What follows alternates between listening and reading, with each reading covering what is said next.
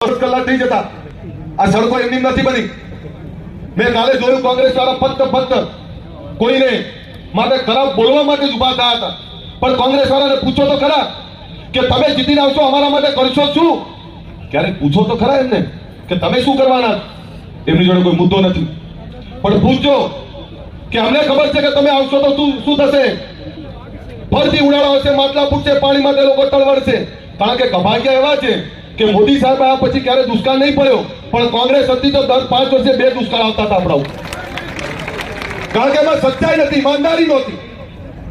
એવા લોકોને કહું છું, કોંગ્રેસ આવશે તો ફરીથી ભાઈરાજ આવશે, કોંગ્રેસ આવશે તો ફરીથી ભ્રષ્ટાચાર આવશે, કોંગ્રેસ આવશે તો આ દેશને તોડવાની તાકાતો આવશે, કોંગ્રેસ આવશે તો ફરીથી આ દેશની સુરક્ષા અસુરક્ષિત થશે.